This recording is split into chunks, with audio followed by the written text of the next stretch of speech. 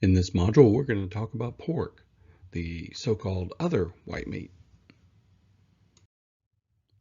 The objectives of this module are: identify the primal, subprimal, and fabricated cuts of pork, describe and perform basic butchering procedures, purchase pork appropriate for your needs, explain appropriate cooking methods of different cuts of pork, and apply appropriate cooking methods to several common cuts of pork.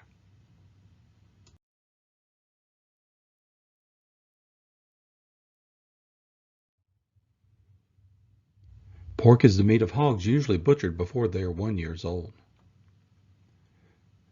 Since hogs are butchered at a young age, their meat is generally very tender with a delicate flavor. With the exception of beef, Americans consume more pork than any other meat. The pork we eat is leaner and healthier than it once was because of advantages in animal husbandry. We essentially bred the fat out of the pork. Because hogs are butchered at a young age, their meat is generally very tender with a delicate flavor, and pork can be enjoyed cured, processed, or fresh. The mild flavor of fresh pork blends well with many different seasonings, making it a popular menu item. Pork is naturally tender and can be prepared by almost any dry heat, moist heat, or combination cooking method.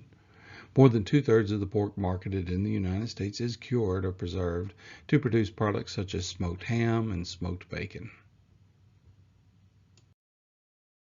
Humans have been eating animals for 2.5 million years. And pigs have been on the planet for over 40 million years, so it's likely that our ancestors were including them as a part of their diet. More than 2 million years spent eating pigs may explain why pork is one of our species' least common food allergies. Humans began domesticating pigs around 9000 BC, and they quickly became the cheapest source of meat that our ancestors could eat. Pigs have less than half the gestation period of cows, produce litters over 10 times the size, grow to slaughter weight in less than half the time, and will eat a diet of just about anything. We can only speculate about why some religions ban their adherents from eating pork, but a pig's diet and behavior are two of my top culprits. Moses and Muhammad famously prohibit their people from eating pork.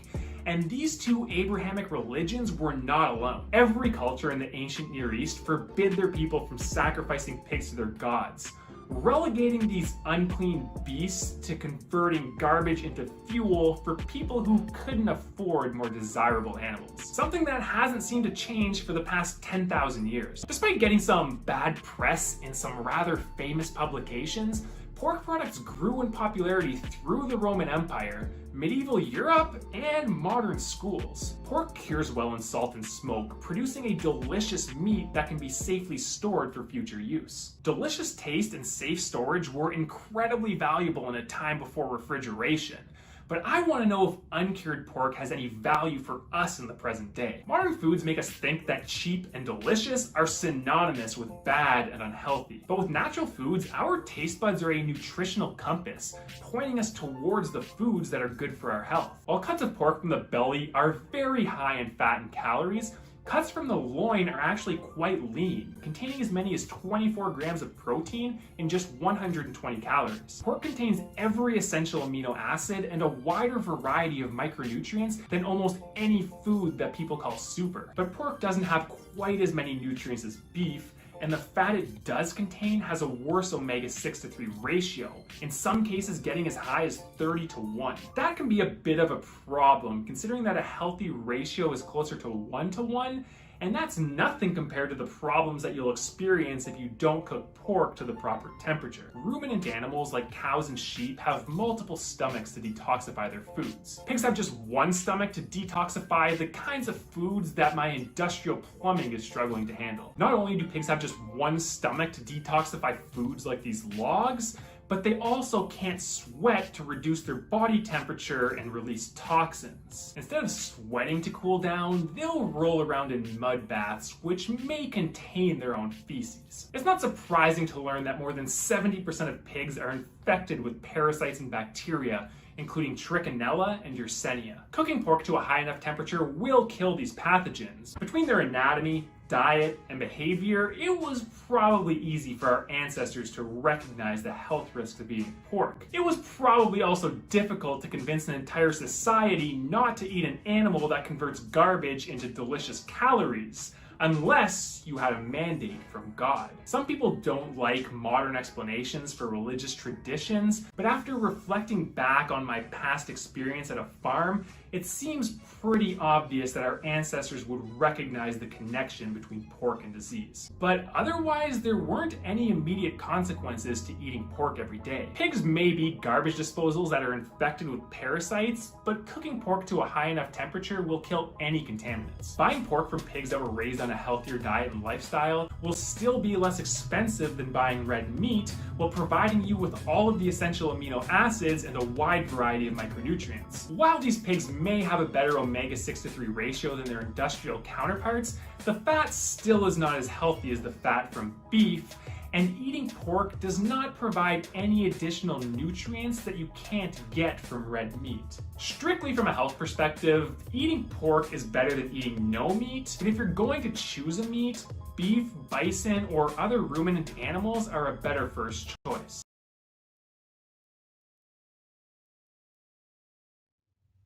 After a hog is slaughtered, it's generally split down the backbone. This divides the carcass into bilateral halves. Like the beef carcass, each side of the hog carcass is then further broken down into the primal cuts. Hogs are bred specifically to produce long loins. The loin contains the highest quality meat and is the most expensive cut of pork. Pork is unique among meats in that the ribs and loins are considered a single primal. They're not separated into two different primals, as they are in ribs and loin of beef, veal, or lamb. The primal cuts of pork consist of the shoulder or Boston butt, the loin, the fresh ham, the belly including the spare ribs, and the picnic ham shoulder.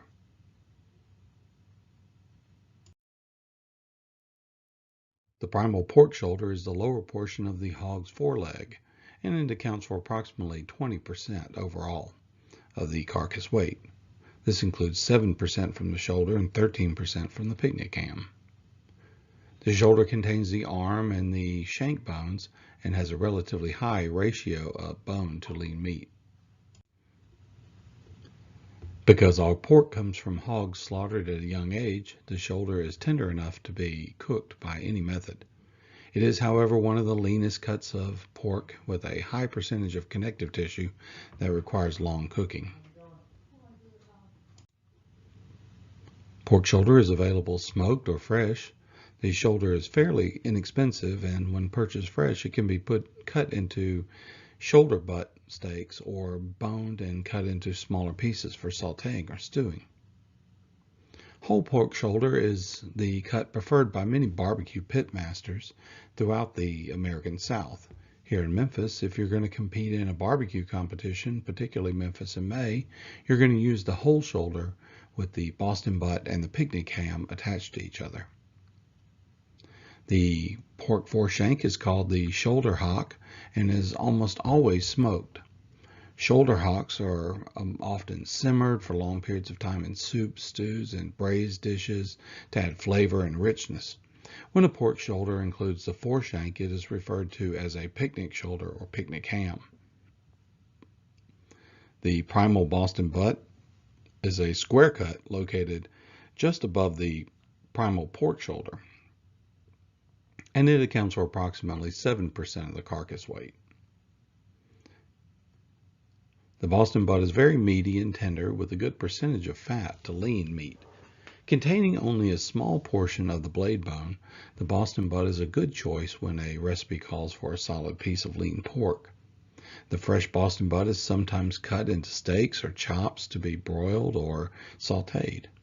When the Boston butt is smoked, it is usually boneless and called a cottage ham. The pork loin is cut directly from behind the Boston butt and includes the entire rib section, as well as the loin and the portion of the sirloin area. The primal loin accounts for approximately 20% of the carcass weight. and it contains a portion of the blade bone or on the shoulder end, a portion of the hip bone on the ham end, and all of the ribs and most of the backbone. The primal pork loin is the only primal out of the pork not typically smoked or cured. Most of the loin is a single, very tender pork eye muscle. The whole boneless pork loin weighs from 8 to 10 pounds and is covered on one side by a solid layer of fat which can be trimmed away. Boneless pork loin is quite lean but contains enough intramuscular and subcutaneous fat to make it an excellent choice for a moist heat cooking method such as braising, or it can be prepared with a dry heat cooking method such as roasting or sauteing. The most popular cut from the loin is the pork loin chop. Chops can be cut from the entire loin. The choicest chops are center cut chops, which are cut from the primal loin after the blade bone, and the sirloin portions at the front and rear of the loins are removed. Double rib chops have a thickness of 2 ribs and may include 2 rib bones. The pork loin can be purchased boneless or boned and tied as a roast. A boneless pork loin is smoked to produce Canadian bacon. The rib bones then trimmed from the loin can be served as a barbecue pork back ribs or baby back ribs. Although smaller than spare ribs, pork back ribs are meatier. The loin also contains the pork tenderloin, located on the inside of the rib bones on the sirloin end of the loin. The pork tenderloin is rather small, weighing only between 1 to 1.5 pounds. It is the most tender cut of the pork with a mild flavor. The tenderloin is very versatile and can be trimmed, cut into medallions, and sauteed, or the whole tenderloin can be roasted or braised.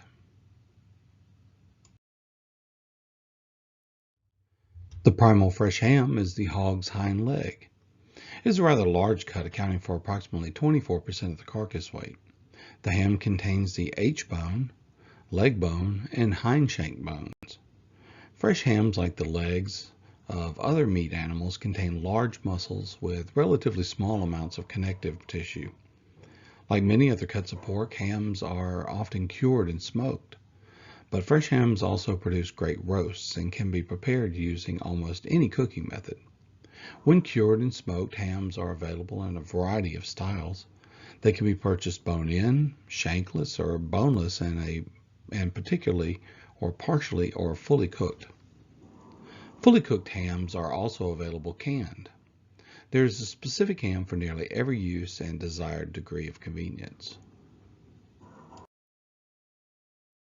The pork belly is located below the loin, accounting for approximately 16% of the carcass weight overall, 12% to the belly and 4% to the spare ribs. It's very fatty with only streaks of lean meat. It contains the spare ribs, which are always separated from the rest of the belly before cooking. Pork spare ribs usually are sold fresh but can be smoked as well.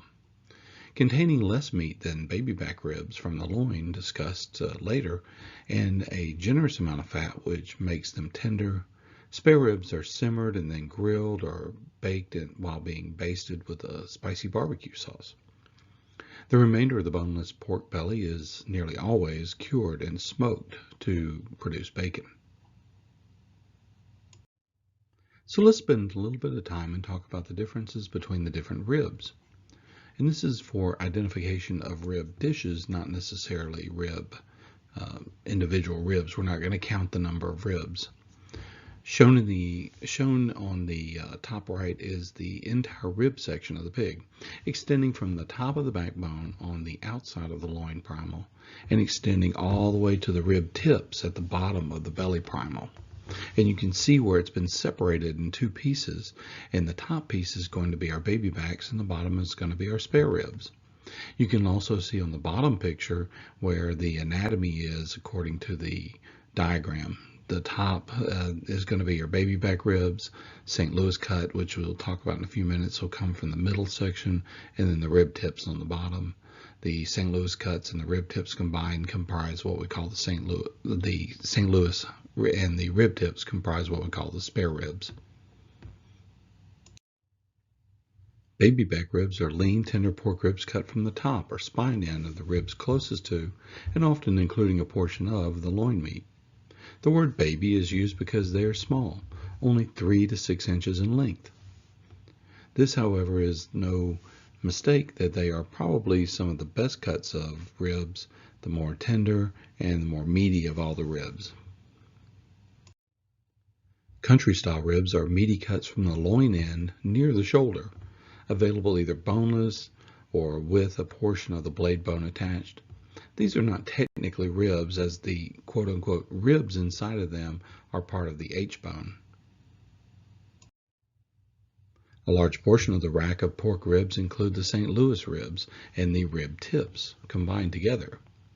This is the lower half of the rack of ribs without the spare ribs, or the baby back ribs rather, attached to it from the top end.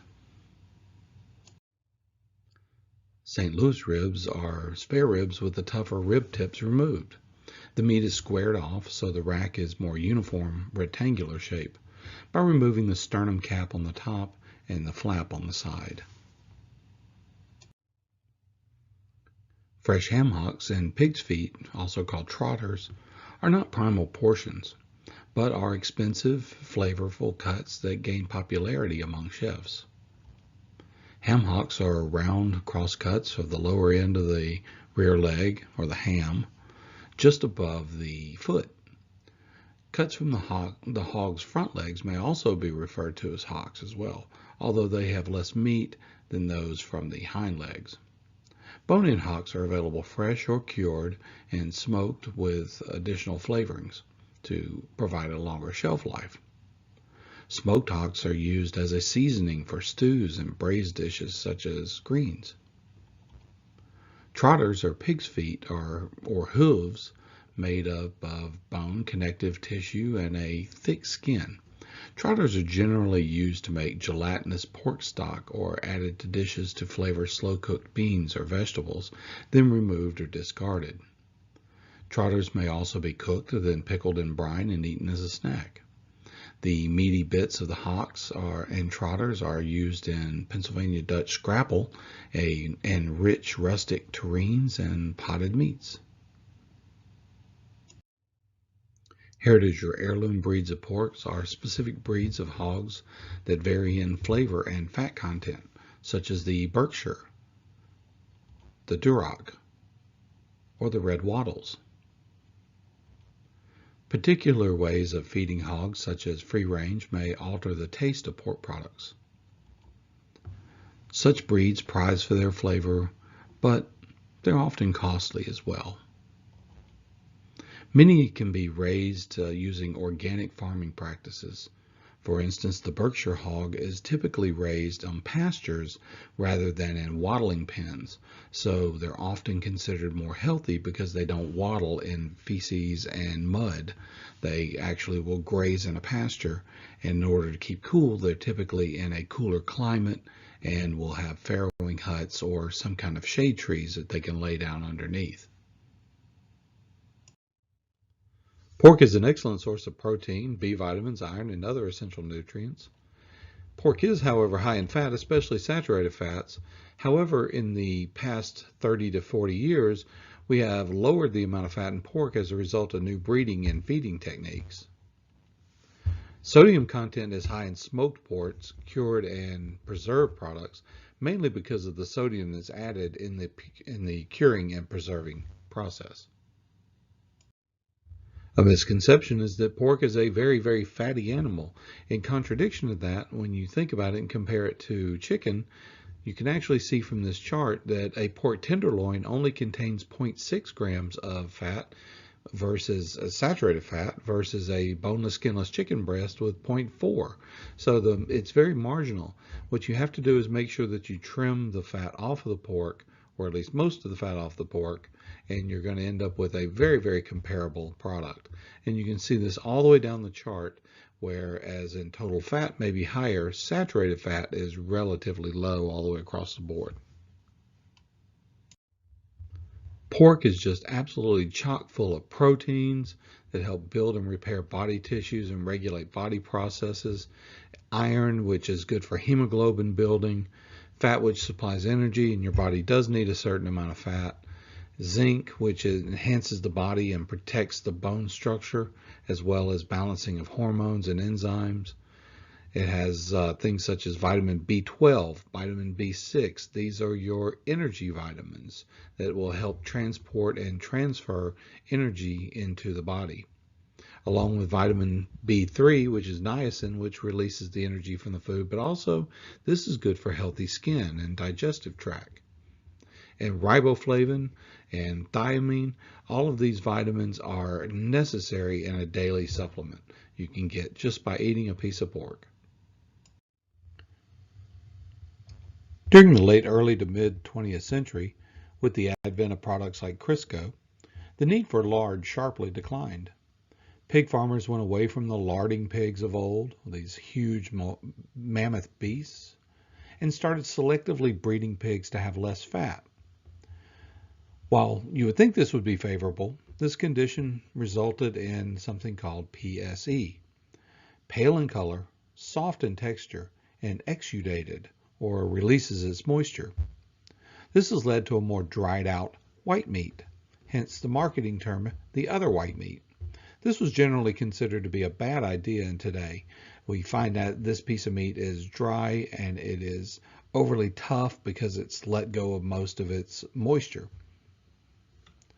Today, pork is rosier in color, firm in texture, and non-exudative, resulting in a juicier, tastier piece of meat. So let's discuss some of the summaries and takeaways from this module. Pork is the meat of a hog butchered before they are 1 year old. This is due to the fact that once they become too old like that, typically they're sires or mating for growing new litters. We want to cull them when they're younger so the meat is going to be more tender. Religious restrictions aside, Americans consume more pork than any other meat after beef. Modern pigs have been bred to have less fat and longer loin muscles, resulting in a lean taste and texture. The smaller, meatier ribs, called baby back ribs, got their name baby due to their diminutive size. Pigs often wallow in filth and mud, mainly due to the conditions imposed on them by human beings. If left alone, however, pigs will return to a feral state within weeks. Pork is often thought of as unhealthy, but ounce for ounce, if trimmed and not preserved or smoked, it holds its own with chicken and is healthier even than beef.